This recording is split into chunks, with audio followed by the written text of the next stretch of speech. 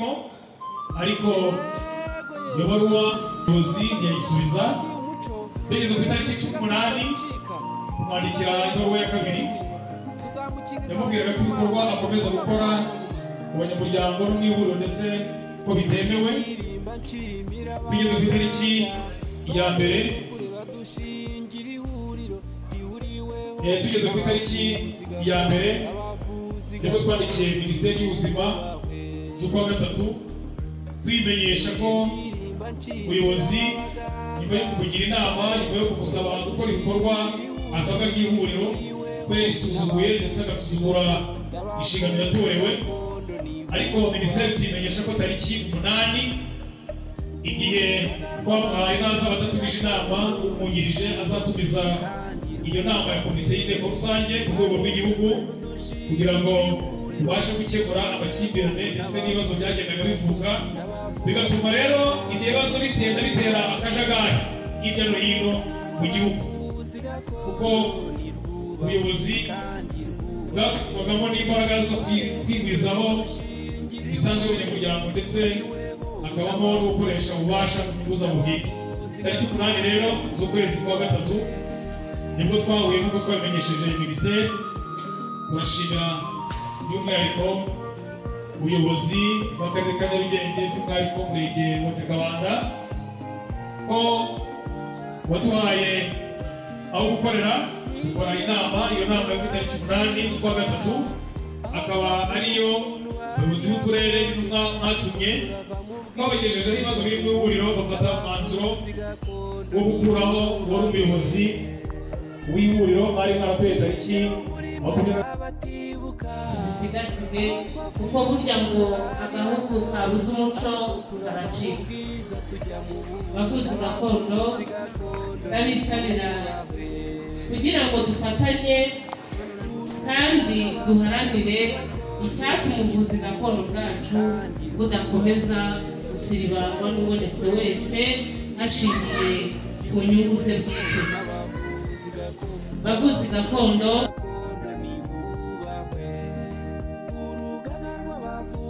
gakondo nirwubahwe kandi rwubahwe. Warebye kure udushingira ihuriro rihuriweho n'abavuzi gakondo nibubahwe.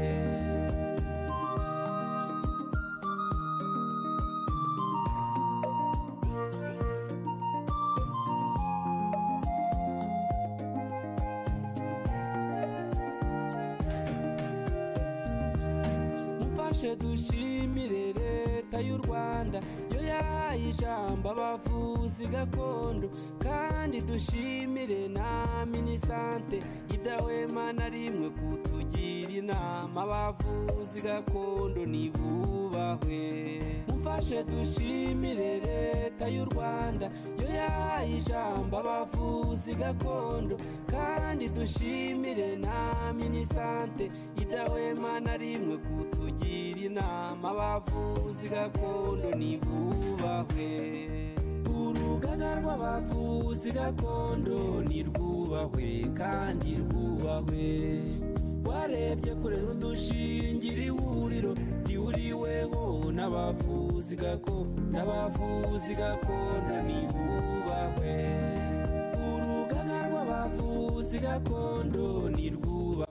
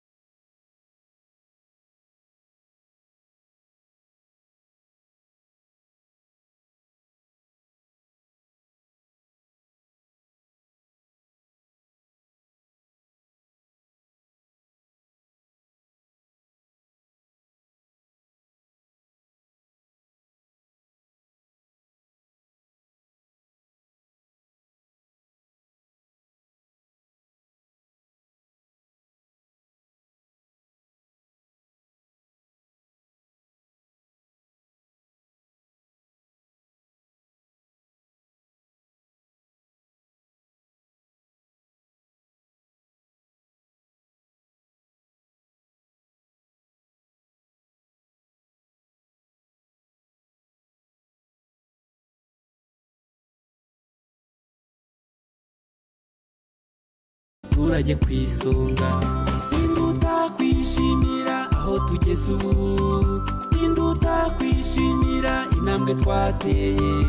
Abavuzi gakondo ntituzacogora, twebwe turakomeje ku rugamba rw'iterambere. Ya nshuti mukunzi Ishangiro Radio TV FM, reka nkubwire ngo rero by'umwihariko turi kumwe 5 kuri 5 wo kurikirana Ishangiro Radio TV FM. Uyu nguyu ni wa muvandimwe wawe Dr. Victory wa wundi guhoza ku mutima. Dukomeze dushimira abantu bose bakomeje kudukurikirana bari mu bice bitandukanye by'u Rwanda ndetse no hanze y'u Rwanda. Mwebwe mudahwema kutwereka yuko mukurikirana Ishangiro Radio TV FM, reka tubabwire ngo 5 kuri 5 turi kumwe. Uyu rero ni wa mwanya mwiza wo kongera kubwira bariya batwereka ko turi kumwe 5 kuri 5 yuko turi kumwe. Harimo Etienne, muganga Etienne uri Bugesera hariya mu murenge wa Ririma aho bita Nyabagendwa. Aho ngaho rero muri centre ya Nyabagendwa, aho uri mukora ubuvuzi gakondo buvugure bujyanye n'igihe, aho ukomeje gufasha abantu mu bijyanye n'ubuvuzi ku ndwara zigiye zitandukanye, ndetse by'umwihariko aho utanga inama ku bijyanye n'ubuzima. Rero muganga Etienne by'umwihariko Imana iguhe umugisha. Nshuti mukunzi w'Ishangiro Radio TV FM, ndongeye kugushimira yuko tuba turi kumwe 5 kuri 5, ndetse by'umwihariko tukagushimira yuko udahwema gukurikirana ibiganiro byacu b'Ishangiro Radio TV FM. Uyu rero ni Dr. Victory wa muvandimwe wawe, by'umwihariko wa wundi mujya mukomeza kubana mu biganiro bitandukanye. Hanyuma uyu munsi rero nanone turi mu kiganiro cyitwa ubuvuzi gakondo n'iterambere, by'umwihariko cya Rwanda Network, aho by'umwihariko uyu mwanya tugiye kongera twiganirira by'umwihariko kuri gahunda y'umunsi mpuzamahanga wahariwe ubuvuzi gakondo, umunsi mpuzamahanga nyafurika uba ku itariki ya 31 z'ukwezi kwa munani. By'umwihariko uyu munsi ukaba ari umunsi wabereye kuri Stade Regional, ari umunsi rero by'umwihariko nanone ngaruka mwaka nk'uko twakomeje tubibabwira.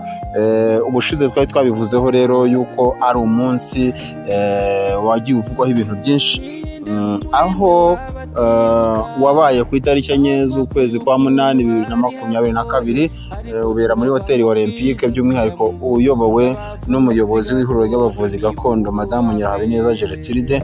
Aho ndetse by'umwihariko uyu muyobozi mu byo yagaragaje ko uyu munsi wahujwe n'umuganura kugira ngo gahunda zigende neza abavuzi gakondo basangire. Hanyuma rero tugarutse aha ngaha twaje gusanga by'umwihariko Madamu Uwimana Beata, aho by'umwihariko nanone nk'uko twabaganira mu kiganiro cyatambutse ko uyu munsi yavuze ati reka nta munsi mpuzamahanga wabaye, atahubwo kwari ukwishimisha gusa, ahubwo uyu munsi nyirizina uyu nguyu turimo tubabwira Uwimana Beata no yatowe by'umwihariko na komite by'umwihariko y'ihuriro ry'abavuzi gakondo mu Rwanda, by'umwihariko aho yari vice perezida, hanyuma noneho akaza kugirirwa icyizere na komite ngenzuzi ndetse na nkemurampaka na komite ngishwanama, bakemeza ko uyu nguyu Uwimana Beata ari we ugomba kuba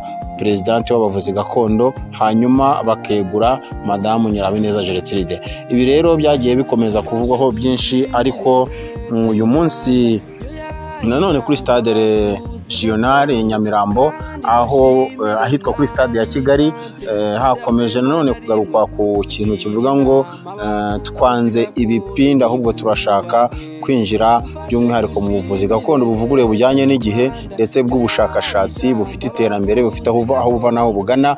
Aho rero aba bayobozi nanone bagaragarije abavuzi gakondo impamvu bifuza impinduka mu buvuzi gakondo, ndetse by'umwihariko bakavuga bati kuva uyu munsi turashaka ko ubuvuzi gakondo bugira aho buva naho bugana. Ndetse by'umwihariko ahangaha ni naho abantu bakomeza kwibaza ati se none ibintu bizakemuka gute, ko Madamu Nyirahabineza Gertrude avuga ko ari umuyobozi w'ihuriro ry'abavuzi gakondo, ndetse akaba afite ibaruwa ahabwa na Minisiteri y'Ubuzima. Hanyuma hakazamo nanone n'Uwimana Beata nawe uvuga uti njyewe nanjye kuva yanyegura ku buyobozi nanjye abanyamuryango bangiriye icyizere hanyuma mpabwa uburenganzira bwo kuba umuyobozi uhagarariye abavuzi gakondo mu gihugu. Ese ibi bintu bizakemuka gute? Hanyuma rero uyu mwanya baravuga bati kuva uyu munsi bavuzi gakondo kuba nta hantu tugira tubarizwa ndetse nta na konte tugira iriho n'ifaranga na rimwe, kandi twitwa ngo turabavuzi gakondo kandi dutanga amafaranga ya buri gihe, ati ibi bintu bikwiye guhinduka ndetse bikagira isura nziza.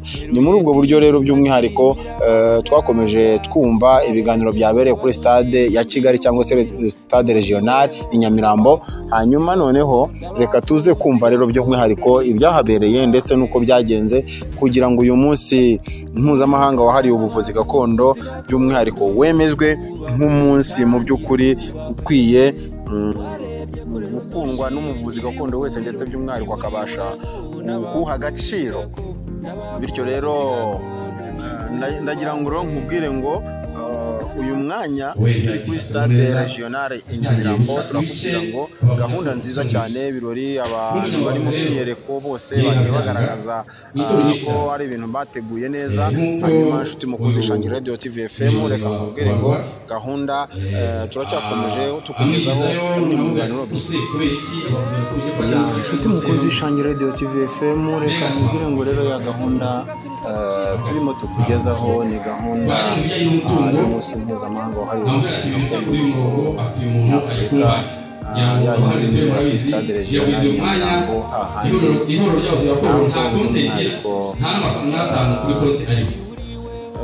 By'umwihariko turimo dukurikirana igitaramo cyahabereye ku mugaragaro. Turavuga ngo hari abavuzi gakondo barenga 300 ndetse by'umwihariko urabona ko biteguwe, ariko nk'uko turimo dukurikirana iyi gahunda 5x5 nagiye nyuzamwo amaso nyine ndareba nkajya ndeba iyi gahunda uko yubatse, mbona ko ari gahunda mu by'ukuri igaragara ko yari yiteguwe neza. Rero nk'umunyamakuru kujya kureba nyine abo hari staff yagize umurenge wa Nyakabanda nk'uko twabibabwiye, aho stade regional cyangwa se stade ya Kigali yandi yubatse, ariko habonetse bamuka mbere kugira ngo ibyo bikorwa bigere. Bifatanya rero ubuvuzi gakondo bwacu buzahabwa agaciro, ubuvuzi gakondo buzaba umusingi w'iterambere, dore ko n'insanganyamatsiko y'uyu munsi nyafurika w'ubuvuzi gakondo igira iti ubuvuzi gakondo, ubushakashatsi n'iterambere. Ubuvuzi gakondo rero ntabwo bwasigaye mu musingi w'iterambere igihe tuzaba tubukoze neza ndetse tukajyana n'icyerekezo igihugu cyacu kiganamo ndetse n'isi yose muri rusange, kuko ibintu byose bishingiye ku iterambere, bishingiye ku bushakashatsi. Ntabwo tuzibagirwa n'umuco gakondo wacu, ntabwo tuzibagirwa n'impano zitandukanye.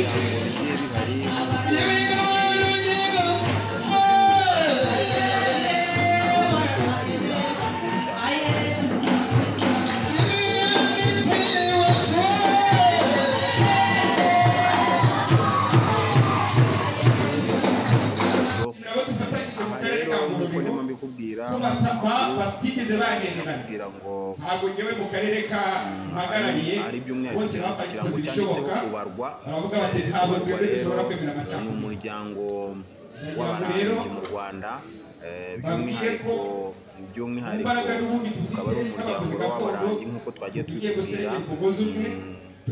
Abarangi rero bavura indwara zigiye zitandukanye nk'uko twabibabwiye. Ikaba rero abarangi nabo bari bahari, ndetse by'umwihariko ikirango cyo ukabona nicyo cyari gihari cyane, kigaragara cyane mu buryo bufatika. Ahari navuga ngo kubwiganze cyane abarangi barahari mu Rwanda. Nibwo nari nzi ko abarangi ari ibintu twaje gusanga nabo ari abantu bakura babarwa mu bavuzi gakondo. Icyo nacyo ni kimwe mu gashya gahari kuri stade regional Nyamirambo. Hanyuma rero nshuti mukunzi Ishangi Radio TV FM, tukaba turi kumwe 5 kuri 5 muri kumwe Dr. tubagezaho gahunda zose by'umwihariko mu buvuzi gakondo y'iterambere kandi by'umwihariko rirambye. Reka nkubwire nshuti mukunzi Ishangi Radio TV FM, birashoboka yuko uyu mwanya nawe wagira ikidusangiza. Turi kumwe rero by'umwihariko na GTC TV School, turi kumwe n'urumuri rwa Design cyangwa se School hariya mu murenge wa Ruhango, neza hafi y'umurenge wa Ruhango, aho umurenge wa Ruhango yubatse, ndetse by'umwihariko iruhande rw'urusengero rwa Methodist Libre. Turi kumwe n'Ishangi Company Limited, ikaba ari company ikorera ibimera biri naturel, ikaba ikorerwa mu karere ka Ruhango by'umwihariko mu ntara y'Amajyepfo. By'umwihariko ikaba ari company igamije by'umwihariko kuzamura impano z'urubyiruko zitandukanye. Turi kumwe n'Ishangi Studio, aho tugezaho by'umwihariko gahunda ya product ifite aho izamura abahanzi mu buryo butandukanye, ndetse abo ibashe gukorera igihangano cyabo gatishyuza kuri radio y'Ishangi Radio TV, ndetse by'umwihariko kigaca no kuri Twitter, ndetse kigaca no kuri YouTube channel y'Ishangi Focus TV, ndetse by'umwihariko kigahita no kuri website yanditseho ishangi.rwa cyangwa se ishangi.rwa.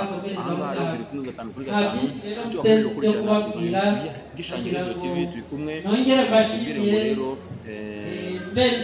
babwira ko turi kumwe abantu bose tugiye dufatanye, aho muzajya mugira amakimbirane mutabashije kumvikana muri uyu murenge, muzajye muza tubagire inama kuko twabagiriye inama kandi inama twabagiriye.